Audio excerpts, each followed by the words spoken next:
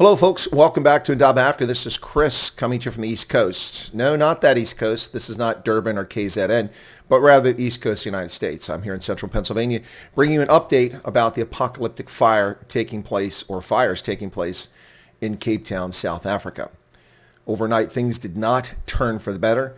Despite what some people tried to say yesterday, the fire has never been under control. Firefighters are still fighting this blaze in multiple locations as it threatens life and limb across Table Mountain, Devil's Peak, and throughout parts of suburban Cape Town, including the University of Cape Town campus, which yesterday lost an irreplaceable collection in its special collections in part of the library there. UCT library part of it was destroyed.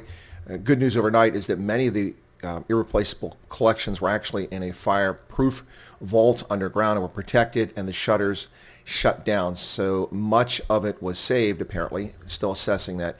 And this is a report coming from the library itself telling us that they have lost some of the irreplaceable items in the collection, but much of it apparently has been saved and preserved. It's a small bit of good news in the midst of this conflagration. Well, what do we know? Well, this morning, scenes in Cape Town looked apocalyptic as smoke spread all over the city. Visibility was low and winds picked up, which is quite concerning. This made it difficult for air fire crews to get into the air and play a role in putting out the blaze. However, in the last half hour, reports are now that air crews are back up in the air. They're able to once again join the fight and help put this out. Road closures taking place in different parts across Cape Town. I encourage people to check your local radio stations in Cape Town to find out what roads are closed, or contact your local ward officials in order to find out where you cannot go, rather than driving somewhere to create chaos and blocking up traffic. It's bad enough with the low visibility out there to be out driving. Also, for the looky-loos and for the fire tourist, this is not a game, ladies and gentlemen. It is not a game. This is a very serious situation. Please do not put yourselves in jeopardy or your families by being a looky-loo and going out there. Be prepared to evacuate. Everyone in the Cape Town area should at this time already prepare a go bag. A go bag being something that includes the key basics you need: toothpaste, toothbrush, underarm, deodorant, all of those different things. Maybe a little bit of biltong, a little something in there, some water, as well as Ziploc bags, those plastic bags, something like that, to protect your valuable documents and all your chargers for your mobiles, things like that, tablets. Be prepared to take off. Also be prepared to secure your doors to your apartments and to your places of residence, because you can expect that there will be thieves who try to come in.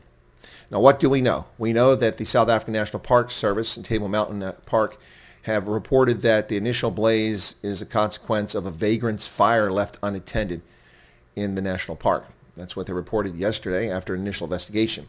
However, last night, a number of suspects were caught in the act lighting new blazes. And in fact, last night, a suspect in his 30s was taken into custody near Devil's Peak and is being questioned as we speak. Low visibility and high winds are the problem today as we get going. This is from Cape Talk, 5:67 a.m., talking about the low visibility across the city and the high winds taking place. Yesterday, University of Cape Town students were evacuated from campus in what appears to have been a relatively well-organized evacuation, and people have been putting students up in different parts of the city. In addition to that, Gift of the Givers, a charitable organization, has been very active in Cape Town, helping out with students and also helping Cape Town residents who've been displaced.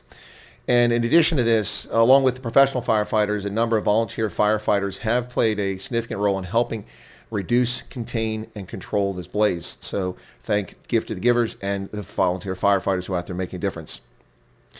This is a time in which we see the good nature, the good side of Cape Townians as they come out to help each other. Gift of the Givers, volunteer firefighters, those offering assistance, you can help them out. And I'll put up a screenshot here to show you where you can donate to volunteer fires to help raise funds for them. And of course, Gift of the Givers has their own site if you'd like to donate something to help them out as they assist people who are suffering as a consequence of this blaze. What follows now is footage I've accumulated, compilation of footage from this morning in Cape Town and a little bit from yesterday as well that I had not previously aired, as this fire continues.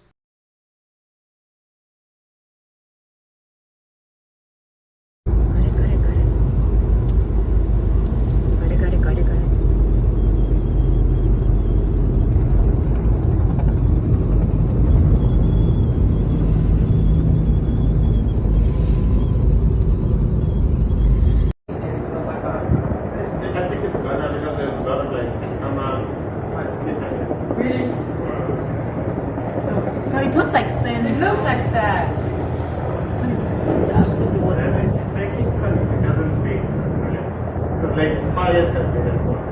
They're common here, that's my thing. Why? Exactly. Make something.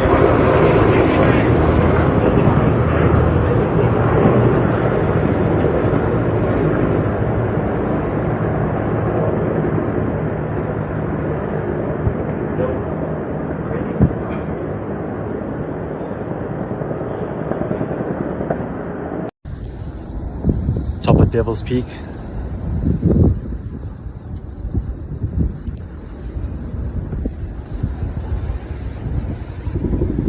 Check the flames down there. You're on the mountains down there. Yeah. It's on the other side of Mowbray Ridge. It's weird that the helicopter's concentrating down there.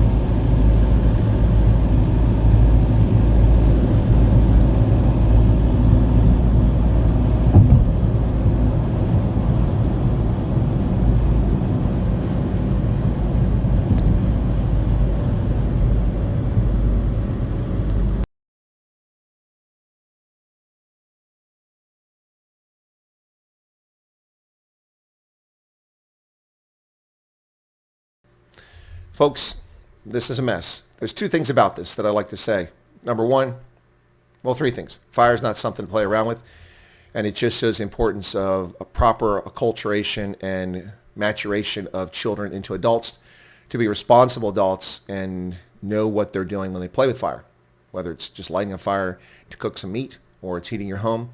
Fire is dangerous, and we see the outcome of this. It's grievous. It's horrendous. Things that have been in Cape Town for 300-400 years now in jeopardy because someone had a fire and left it unattended. At least that's what the initial reporting is. And then the either pyromaniacs or politically motivated subsequent fires that were being lit during the night, just vile and disgusting. But those sort of people are always around. We have to be prepared for them. But the things I want to say about this fire is, again, the good nature, the good side of Cape Townians coming out, working together to help each other survive this. And beyond that, it seems as if the world is nonplussed by events in Cape Town. When there was an opportunity to use the water crisis in Cape Town to spread the religion of climate change, it was an endless story. All we heard about was Cape Town, Cape Town, Cape Town, Cape Town for months on end as Cape Town suffered from a water shortage, which is a consequence of poor management and poor water usage, as well as a very abysmal history between the National Party, the ANC, and the Democratic Alliance when it comes to water service and delivery in the Cape Town greater metropolitan area. Those were the causes, not climate change. It had a minor effect on it, but it wasn't the proximate cause. Poor management and poor resource usage was the proximate cause. But today, in the midst of an apocalyptic fire, the world seems nonplussed by events in Cape Town. It's a bit disturbing. Almost nothing being reported. Minor stories reported in The Guardian and in CNN. Virtually no international coverage of these events in Cape Town as people suffer. Now, folks, the fire is far from under control. Far from under control. And it can still, at this point, have an impact and have grievous damages.